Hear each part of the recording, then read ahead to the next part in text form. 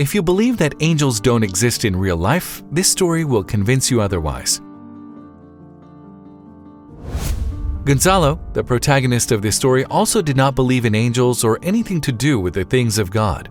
He had become an atheist as a teenager when he encountered communist readings and circles in his city. At that time, his country was experiencing the beginning of what would end up becoming a bloody process of violence and politics, and Gonzalo, like so many other young people of his generation, let himself be deceived by the siren songs of that supposedly revolutionary hurricane that was beginning to be unleashed.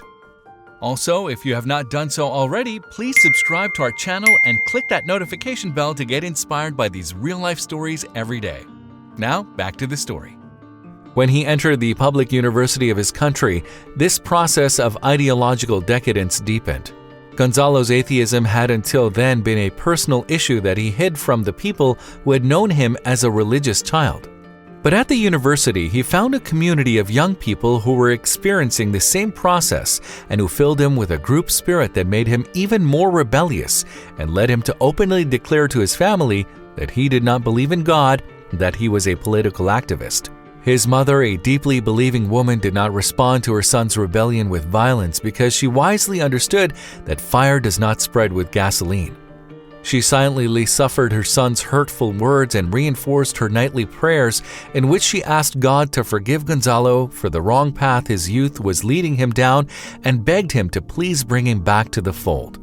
But God writes straight in crooked lines, and that woman could not imagine at that moment the enigmatic ways that the Creator would choose to make her son return to the path of faith. For the time being, Gonzalo became more and more involved in those political circles and came to participate in direct confrontation with the police in demonstrations that destroyed the public resources of the citizenship in real acts of vandalism. And meanwhile, his mother, who knew that her son was involved in the riots, clung even more to prayer. One day, the political leader who was giving Gonzalo his orientation told him that he was really in a trial period, but that this period had already been successfully completed and that consequently Gonzalo was now ready to take on even more important responsibilities with his organization.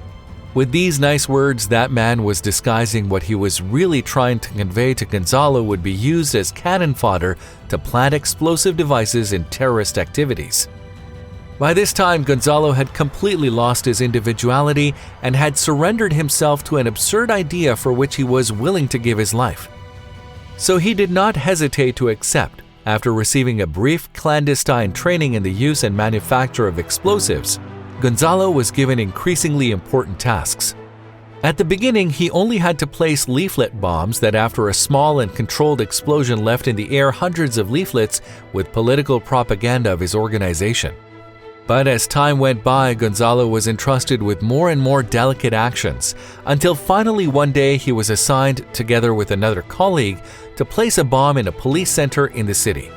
Although he felt a little nervous, Gonzalo was already fully committed to what he considered a fair cause and accepted such a responsibility. But then his mother's prayers were finally answered. On the day scheduled for the terrorist attack, Gonzalo faced 1,001 obstacles that made it impossible for him to arrive on time. The car he had been assigned for transportation broke down, and when he was finally able to fix the mechanical problem, he was involved in a traffic jam that lasted for hours. By the time he was able to get out of it, he heard a loud explosion north of the city. He understood that his partner had gone on without him, and he also understood that he was wrong to do so because he did not place the bomb in the police station, but in a place where hundreds of civilians passed daily.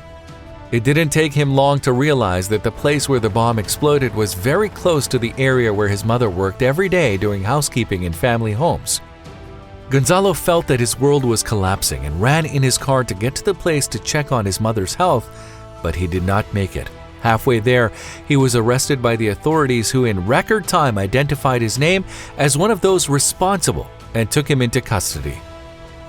In the dungeon, Gonzalo was subjected to a series of violent interrogations and all kinds of torture by police and military officers who, in the midst of the war taking place in his country, had abandoned any respect for human rights. Embraced by the truth, Gonzalo was adamant that he had not planted any bombs and refused to give out the names of his partners. That situation lasted for weeks, after which Gonzalo was locked up in complete isolation without any contact with any other human being. During those months, he was on the verge of going crazy because he was experiencing an overwhelming loneliness, added to the fact that he did not know if his mother was alive or dead. But not even then did Gonzalo abandon his atheism and embrace his faith in God again.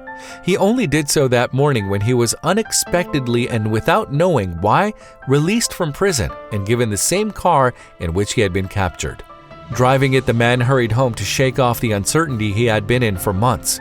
He didn't care that a torrential downpour was falling on the city because the only thing that motivated him was to get home as soon as possible. However, when in the middle of the rain he saw a helpless child crying in the middle of a street while he was getting wet, Gonzalo stopped his car in his tracks. Although he was an atheist, the man had a deep social sense that had led him down the path of his militancy.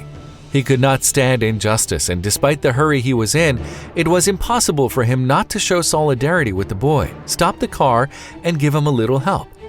What happened then was utterly astonishing. The child accepted to be put in the car and was placed at the front of the car. Gonzalo kept running at a fast pace in his car, but then he heard the little boy say some words that changed his life forever. "Don't worry, your mother is fine." Gonzalo braked again. He didn't know how he could know the reason for his hurry, but when he turned around, the back seat was empty. A few minutes later, Gonzalo arrived home and indeed found his mother safe and sound. After long minutes of hugging and crying, the man dared to tell his mother what had happened. For her, there was no doubt that he was an angel sent by God to reintegrate Gonzalo to the path of faith. And boy, did he succeed since then. That man not only cleared all his ties with his former political comrades, but became a man of prayer, reading the Bible every day and attending church every Sunday. If you liked the video, don't forget to like it and leave your opinion in the comments box. Subscribe for more stories like this and share it with your friends. Talk to you next time. If you liked the video, please give it a thumbs up and consider sharing it with someone who may find it interesting. Thanks for watching, and I'll talk to you in the next one.